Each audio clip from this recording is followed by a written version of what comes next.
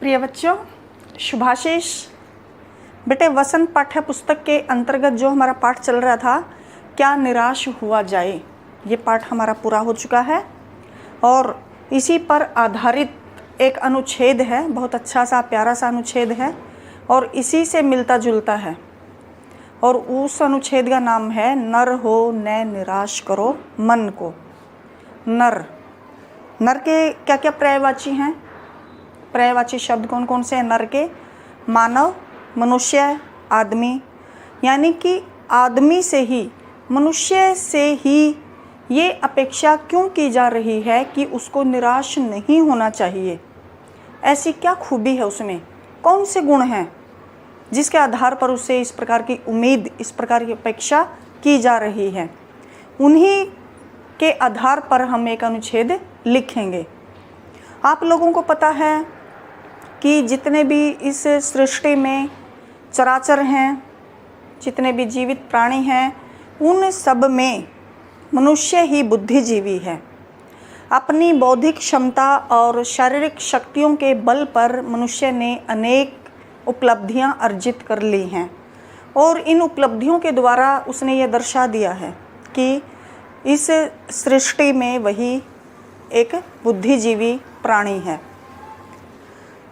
वो साहसी है, अदम्य साहस है मनुष्य में, दृढ़ निश्चय है और स्वावलंबी है, सहिष्णुता है उसके अंदर, दृढ़ निश्चय है, धैर्य है उसके अंदर।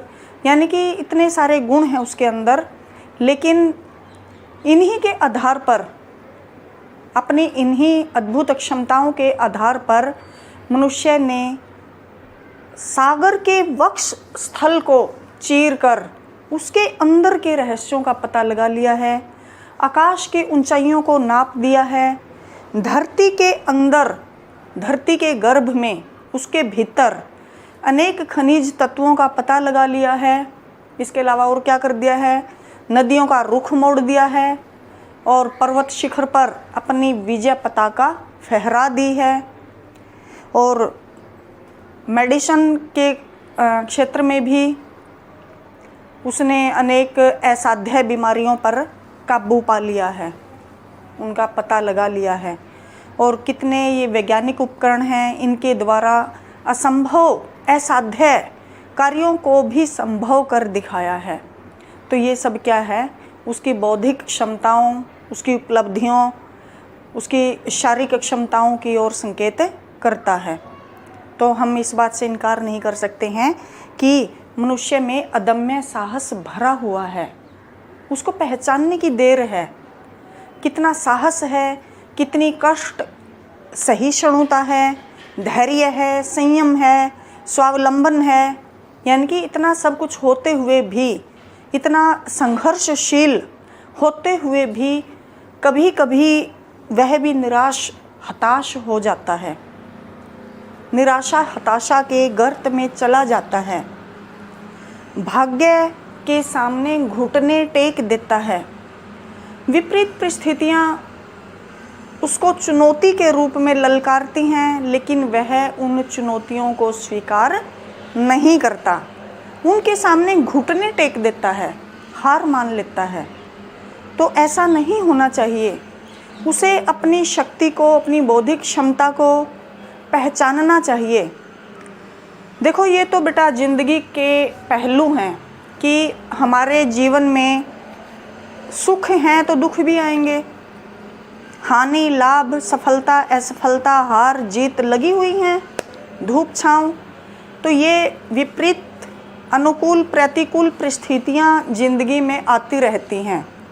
तो प्रतिकूल दौर में मनुष्य को या फिर हमें हार नहीं माननी चाहिए, घुटने नहीं टेक देने चाहिए, निराशा के गर्त में नहीं पड़ जाना चाहिए, बल्कि उसे अपनी क्षमताओं को पहचानना चाहिए और एक नए दृढ़ निश्चय के साथ आगे बढ़ जाना चाहिए, एक दृढ़ संकल्प लेकर।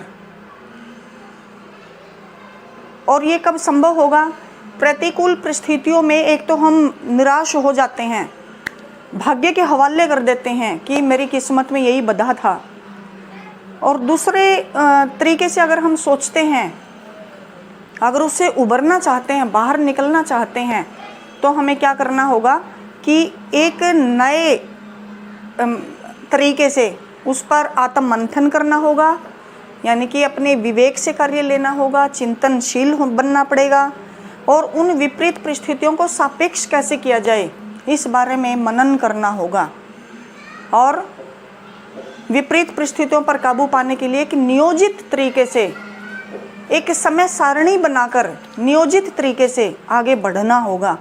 अब कई बच्चे क्या करते हैं, एक बार अगर असफल हो जाते हैं तो वो हार मान लेते हैं, लेकिन हार नहीं माननी चाहिए। असफलता लगी हुई है, कोई बात नहीं। अगर अब एक बार हमें असफलता लगी है तो जो सफलता प्राप्त होगी उसका स्वाद भी अलग होगा। हमें गिरकर संभलना आना चाहिए, तभी हम आगे बढ़ पाएंगे।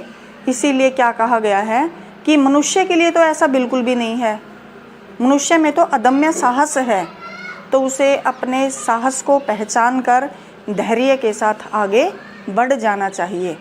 कभी भी अपने जो परीक्षा परिणाम है हमारा, अगर वो हमारे अनुकूल नहीं आता है तो उसको अपने अनुकूल बनाने के लिए हमें प्रयासरत रहना चाहिए। तो फिर अगर हम दृढ़ निश्चय के साथ एक योजनाबद्ध तरीके से आगे बढ़ेंगे तो सफलता क्यों नहीं मिलेगी। इसीलिए नर हो न निराश करो मन को, इस पर आधारित आप एक अनुच्छेद लिखेंगे। ठीक है बेटे, धन्यवाद।